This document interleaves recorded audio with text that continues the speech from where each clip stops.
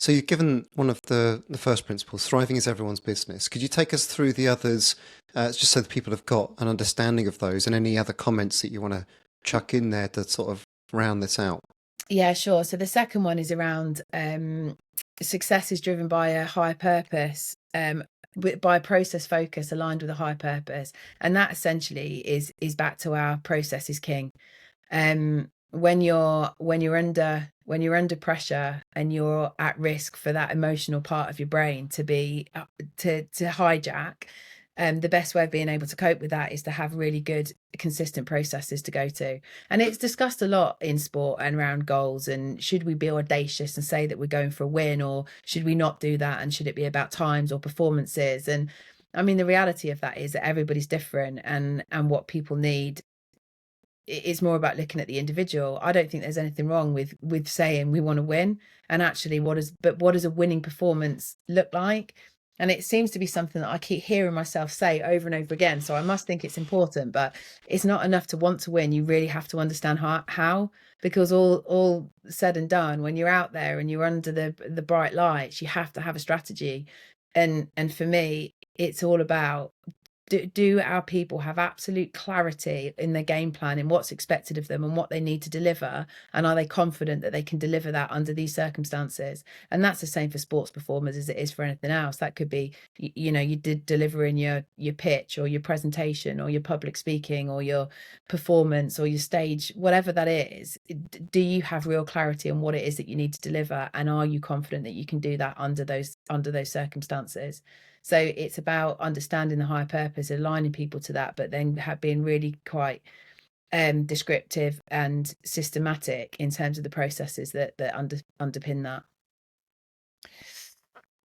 You want to keep going, or do you Yeah, want me? keep going. No, I'm not Or going do to. you Well, want me? you've got 10 to get through. So if I'm interrupting every single one, I'm not going to. We're not going to get Wow. very far. We're not going to get very far. Principle 3 is what we've already talked about, Steve. It's around that balance of challenge and support, and over time, how do you increase challenge but start to reduce some of the support mechanisms? It's about dosing. So what are people ready for in terms of challenge? Where are they on their journey? What might be appropriate for one person may not be appropriate for somebody else. But the idea behind it is that you want to develop independent thinkers with autonomy, that take responsibility for their own learning and growth. And so how we challenge and support what that stretch looks like is really quite important.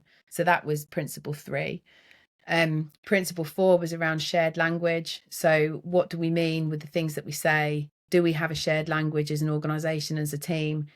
How do we align around some of those pieces? And as you're aware, we use personality profiling quite a lot in the work that we do, and that almost gives a shared language for some things. So what does it mean to say that somebody's introverted, extroverted? They are more thinking based versus feeling based, etc. So that's one example of it. Another example of it could be around shared language under pressure. So what are you communicating in words, and how can you do that quickly and succinctly so that everybody has a immediate recognition of what needs to be done? And sport's a great place for that. Many teams have kind of trigger words or things that they utilize on the field of play. When you're constrained against time and you're under pressure, one thing means the same thing to everybody that's standing on the pitch, and behavior can be adapted accordingly. So that principle 4 is around I've got a question on that one. go on. I'm going to have to look it up. It was one pager's The Secret Weapon. So this was about understanding self, your strengths and weaknesses, super strengths and boat sinkers, those sorts of how am I on a good day, bad day type thing. But the one pager's The Secret Weapon, that felt like that was a vehicle for you to be able to clarify how you want to be communicated with. Some sort of sense of, this is something I can point to say, when you're talking to me about giving me some clean feedback, or whether that's judgment or criticism or praise, this is how I'd like to receive it. Is that something that links in your world? Yeah, I'm a big fan of one pages. One pages quite simply are a reflection of the work that is done in the lead into an important moment of time so that people can share information. Because what happens, two things that happen in terms of human behavior is that when people are under pressure, they change. So there are people usually present differently when they're under pressure. And the other thing is that human beings are really good at making assumptions. So we make assumptions based on people's behavior and not on their intentions.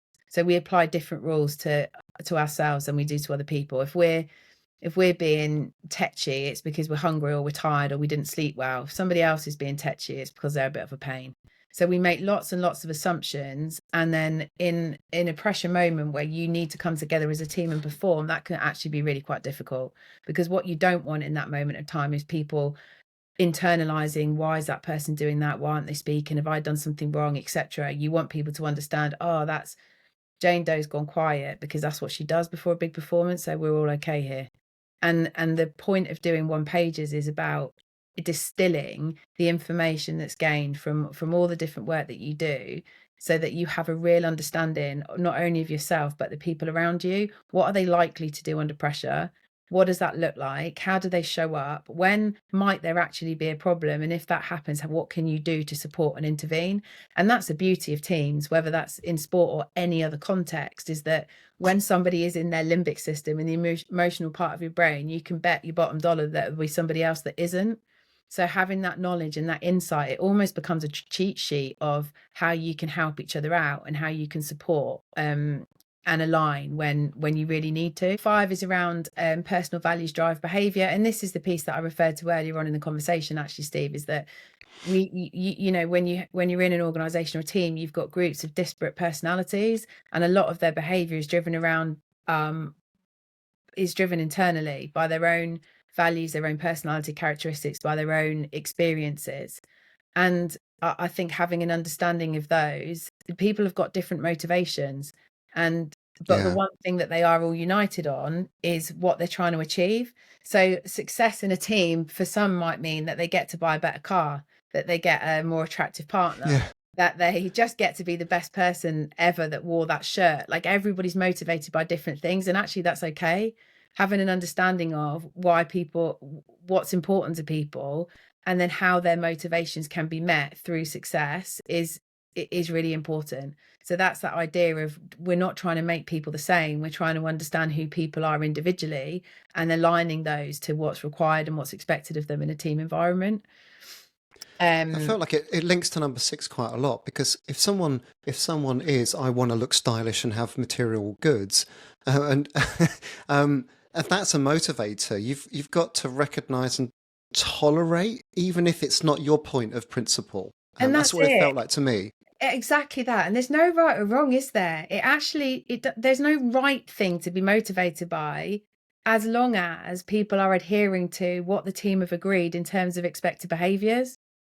What individual motivation, everybody's motivations are individual, and that's okay. There's not a right thing to be motivated by, but the idea here is it's again, it's about understanding your who, it's about understanding your people, and understanding that that's more likely to drive behavior than collective values on a wall if you've not done the work to really understand what that looks like from a behavioral point of view. And then principle 6 is around strengths and embracing super strengths. And this is great for sports psychologists, because it's all about positive psychology. Like, sports psychology is quite a unique discipline in psychology, in terms of you're usually working with people that are operating from a stable point of functioning, and you're trying to find ways to enhance their performance, versus different areas of psychology where people maybe have experiencing mental health issues or mental illness, and you're trying to help them get back to a point of effective functioning. So strength-based approaches is something that is rife, I guess, in our performance context.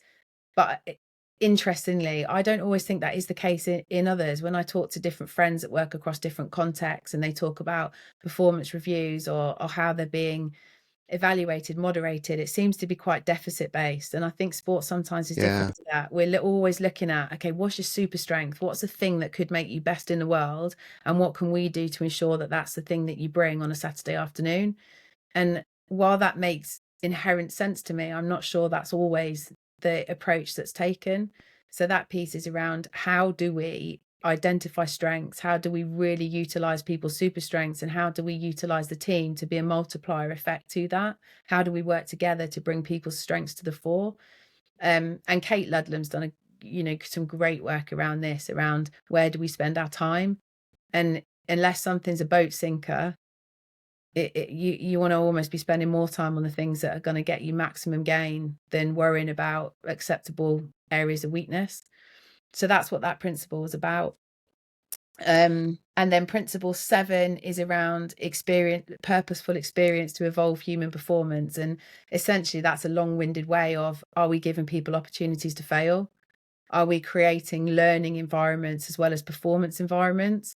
And I remember doing a workshop years ago, and it still stuck with me. We were doing a task, and the instruction was, in order to be successful at this task, you're going to get it wrong, because the purpose of this is learning, not being perfect. And I've always reflected on that when we're coaching in any context. Are we giving permission to, today's about learning. I don't care how well you do. I want you to learn. I want you to take a risk. I want you to give a go. So that piece is around purposeful experiences, giving people opportunities to learn, to develop, to grow, as well as giving people opportunities to learn how to perform with consequences when it really matters. Yeah, and that's a nice angle on that. It's worth recognising, isn't it? That the experience is an opportunity to learn, as opposed to just viewing it through the lens of the outcome. Yeah, absolutely. And then and also develop the self-reflection, being able to reflect on your progress. And I always remember when I first started working in diving years ago, and I was working with a group of relatively young athletes, and the number of times that they come running over, oh, did you see that? Did you see that?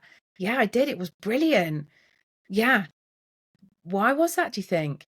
And then that's Yeah. met with this total blank look of, because they're not considering, like, well, I don't why know, Kate, I was in the zone. no, it wasn't. And this morning it wasn't. So why now is it? And it's just that, youngsters need to be nudged with that, because they haven't yet developed the cognitive capacity to reflect in that way. But it's so simple and so effective. Just that, and it doesn't need to be any more than 5 minutes. Everyone can benefit from that. What did I do today that went really well, and why was that? And what didn't work, and what's the reason? Okay, what have I learned from that might influence how I go about my business tomorrow? Really simple. I don't think we do that enough. I don't think we often reflect on our performances. And as a psychologist, you have it drilled into you because it's part of your training. But Yeah. anyone, like whether you're, I don't know, a dentist, working in a supermarket, you are a librarian, you're a CEO, whatever your walk of life, how often are we actually reflecting on what we're doing and taking action and taking active steps in order to progress and improve? The next one, principle 8, is around psychological safety, and we've touched on that already, Steve. But it's this idea that you're trying to create an environment whereby people are prepared to take interpersonal risk, and essentially creating an environment where people feel it's safe to do so. Because unless you can create an environment like that, performance can't evolve. So I'll give you an example. In an unsafe environment, if a question is posed and there's a logical person in the room whose expertise would fall into that space, that person will answer and everybody else will stay quiet. Well, therefore, that group will only ever get to the knowledge of that one individual. And creating safe environments are creating environments in which you're asking people to take interpersonal risk. You're asking them to step forward and give a point of view that may or may not be correct, but it gives the opportunity for the group to move forward. So psychological safety is actually really difficult to achieve. How do you do that? And how do you model that from leadership? It's about being prepared to show vulnerability, for saying that you don't have all the answers, for being able to model that, which isn't always easy to do. But it's absolutely imperative. If you want performance to evolve, there has to be an element of risk taking, and you have to get people around a problem. Um, And it's the probably the top term that just gets misinterpreted. And yeah, understanding that you can take a risk, or it's an agreed risk that you are, and it's not going to come back to bite you. I think most people just throw psychological safety around willy nilly, as a term, as a catch-all term for a lot of team dynamics these days. Absolutely. But in an environment that has been able to create that and truly create it, you see disagreements, you see people holding each other to account, you see the mirror being held up, you see and hear quite heated conversations at times. Yeah, It's not a soft term, it's a term for establishing a really good thriving environment where people don't always agree and are prepared to voice and articulate that, and there are really clear standards of behavior which we've touched on. People do then have the foundation to which to hold the mirror up, to hold people to account, to demand standards.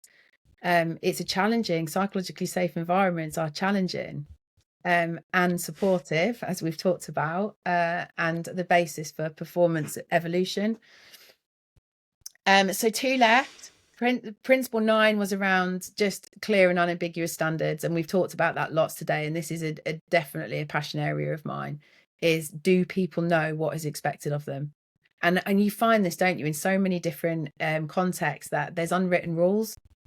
Oh no, we don't do that. Well, how do people know that that's not what's done? And how is that articulated? And how do you prevent someone from falling into a hole on the first day because they've just not been told something that everybody takes as granted? And it's just having real clarity around clearly defined behaviors that then pave the way for governance, self-governance, and decision making.